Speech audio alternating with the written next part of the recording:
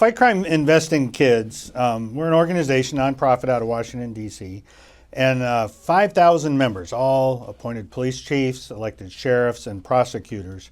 And our main focus is providing youth and children and families to be able to raise children that are what we call citizen ready, but ready to be successful as citizens of this country.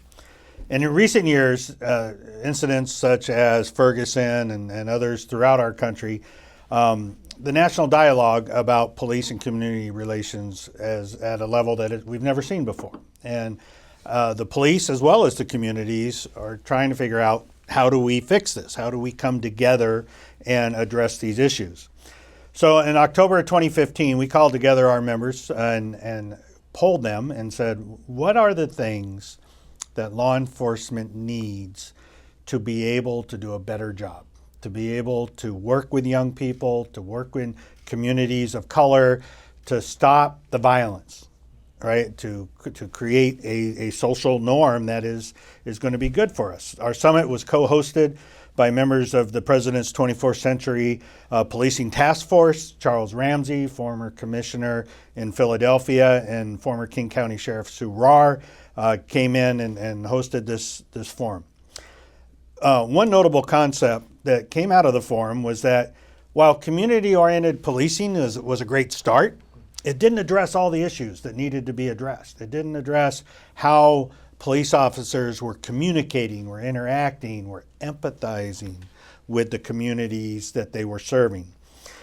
Leaders stated during the training that the need for additional law enforcement training on key topic areas, knowledge-based things that would allow them to do a better job when encountering situations. And those four areas, four disciplines that we came up with, or our members did: adolescent brain development, de-escalation, implicit bias, and informed response to trauma.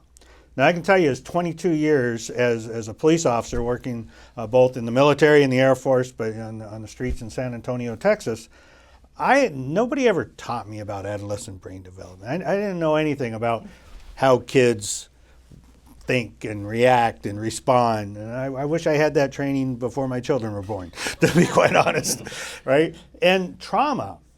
When you think about trauma and you think about PTSD, and we'll talk about that later, but and my colleague, who also a career police officer out of Michigan and Indiana, never had been trained on trauma, right? So the police chiefs are telling us our officers need to have a better understanding of trauma. So we put together. I also want to just share a quote with you. The Indianapolis Metropolitan Police Chief Richard Height, during our summit, said, "The era of hands-on policing in the 70s and 80s is gone." All right, he says we can't allow ourselves not to have this real conversation to move things forward. Since that summit, our research and interaction with law enforcement leaders, practitioners, and community members resulted in a common theme, and that is everyone expects and deserves to be treated fairly and with respect, and those who are responsible for policing in our communities must be provided with the tools to adequately respond to situations as they occur. On a personal note, and again, I had already said this, but in all of my years in policing, never even thought about adolescent brain development or trauma, and those are two key things.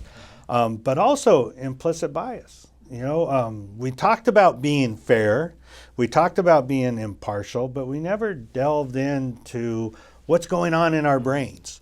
And not so much recognizing the bias, but how do you change that behavior? How do you take those biases and understand them to a point to where you can actually treat people fair and, for lack of a better, when you encounter them on the street? And it's a major question, and it's one that we'd like to revisit when during the question and answer session. I mean, it's also that of training that becomes an imperative as well.